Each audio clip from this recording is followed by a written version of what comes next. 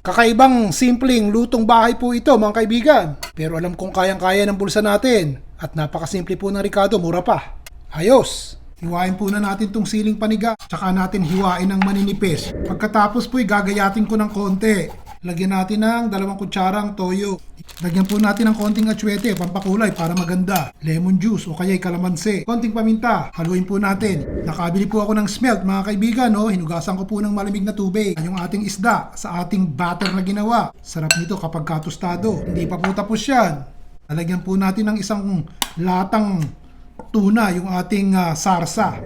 Painit na po tayo ng mantika. Madami-daming mantika yung ating gagawin at ipiprito po natin yung isda. Siguro po yung mga kalahating tasa, isang tasang malinis na mantika po ire. Subukan natin ng isa kung mainit na yung mantika. Hindi pa. Palagay ko yung mainit na po ngayon. Ilagay na po natin isa-isa. Gumagamit po ako ng tinidor para malinis yung pagpiprito natin. Huwag tayong gumawa ng suka lamang ang sausawan.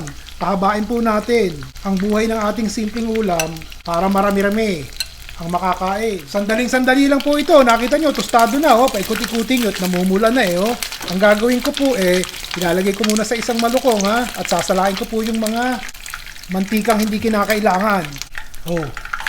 Yun. Hinaka ko muna sandali yung apoy at masusunog po yung susunod kong batch na iluluto. Hindi ko na pakikita sa inyo Ganon din po gagawin ko. Ipiprito natin. Ayos?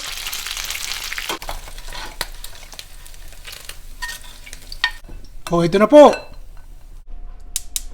Bago po itong kawali natin, itong ating kasirola. 2-3 kutsarang mantika po, painitin natin. Gisa po tayo ng konting bawang. Saka po sibuyas. Lalagay ko na po yung tuna. Wala yung sabaw lagyan ko po ng tubig ito. Kalahating tasa po ng tubig. Yung ating toyo at atsuete. Haluin po natin at hayaan natin kumulo sandali.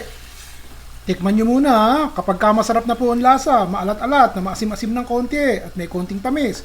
Ilagay na po natin tong sili. Hindi ko na po itotodo yung silit, maanghang Nakita nyo po itong ating butter na konti, ilalagay ko po para lumapot po yung ating sarsa.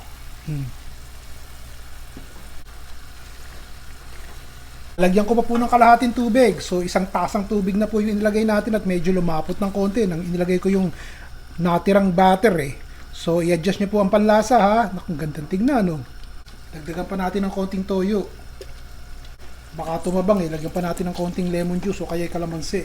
Dahil dinagdagan ko po ng tubig. Ngayon po, kumukulunot, napapansin nyo malapot na po yung ating tuna sauce na ginawa. Nakakaiba. Lagay na po natin tong ating kinchay. O kaya naman ay sibuyas na mura o cilantro para may maganda ang kulay ng konti. Nakita niyo po ba? Isama na natin itong ating smelt na pinirito, na tostado. Yan kung kakain na po kayo. Yun. Talagang mapapalakas kayong kumain. Dahil may konting anghangpot, nilagyan natin ng sili Papawisan kayo sa sarap. Kakaibang simpleng lutong bahay po ito mga kaibigan. Pero alam kong kayang-kaya ng bulsa natin. At napakasimple po ng Ricardo, mura pa. Ayos! Kain na! Ayos po ba? Nagustuhan niyo po ba? O di nakaraos! Hanggang sa susunod po muli, si Ron Bilaro.